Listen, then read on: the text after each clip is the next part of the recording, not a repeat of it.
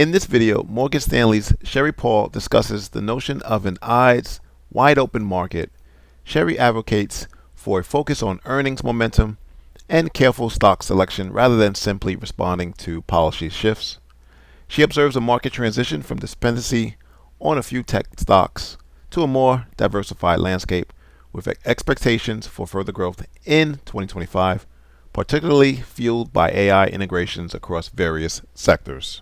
Aren't we doing that now, though? Aren't we kind of trading policy possibilities and probabilities, tax cuts, tariffs, deregulation? That's what this whole rally has been based on, the idea that all of those, you're going to have re-up tax cuts, you're going to have deregulation, you may have tariffs, but we've been trading that. Right, so trades, so I would agree that we're in a trading market right now where these bumps, this 6 to 7% bump isn't necessarily based on earnings, although the other 27% that we got year to date was based on earnings, so that's pretty good, which means that policy volatility is what people should expect, which is different than earnings momentum, which is also why stock selection, rebalancing, and having your eyes wide open in terms of where you're investing in the pockets that will be more enduring than just sort of a fadeaway head fake. Okay, what are those pockets? Because we went from a mega cap tech dominant market to a little bit of a pullback, and then the rest of the market got its act together. And now I feel like we're potentially at another inflection point. I'm not sure what to make of the fact that you have the resurgence in tech.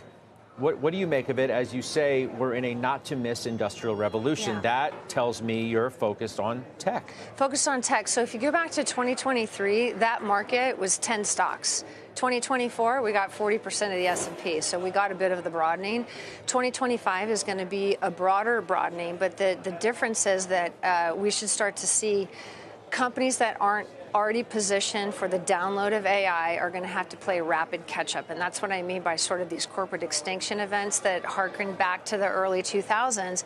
It's going to be very hard for companies to catch up, and we're already seeing that as an example in some of the companies within the chip sector. You like sectors and stocks outside of tech? Because I guess in some respects what I hear you saying is, I like tech, but I don't have to be all focused in the mega cap. No, well, I like the derivative plays. The derivative plays, because AI is an equal opportunity installation across all business cycles. That's the difference between this moment and 2001. And that's why I think the opportunity is so big, because we're installing a technology and proven business models that already takes current earnings and improves them, expands them, and reduces costs. It's a very different kind of industrial revolution than the uncertainty of the early 2000s around what the internet was going to be in this economy. Very different. You like staples in healthcare.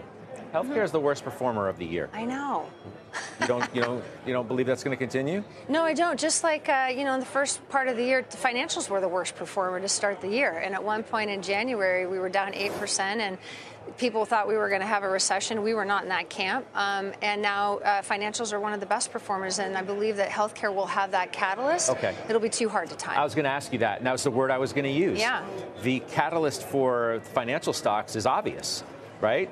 Good economy, deregulation, more deals, pipelines, pent-up demand, blah, blah, blah. You go on and on and on. It's obvious to see why those stocks have done well. What is the catalyst for healthcare? Well, it's cost reduction, number one, just in terms of the ability to use AI at the white-collar level to get to the same analytic outcomes, especially in vaccine development, as an example. And remember, too, that healthcare stocks and pharmaceuticals and biotech in particular are driven by the ability to get approvals, and that sausage making takes a little bit of time, but it sort of produces a J-light type return. So we're getting a good dividend, and I think it's an important part of a portfolio, but our overweights, though, continue to be in tech and financials and industrials. Net for the S&P next year, what kind of return do you think is reasonable? What do you have in your own mind?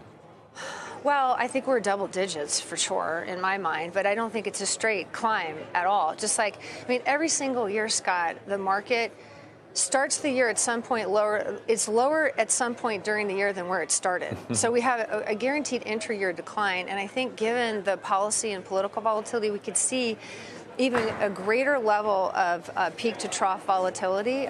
So it won't be a straight line, but it'll be an opportunistic market for people to end the year in a positive territory. This has been a crazy year. We got close to a 10% pullback, but we didn't get quite there. And it was one of the longest periods without one. It's good to see you. You too. Enjoy the weekend. Sherry Paul, thank you.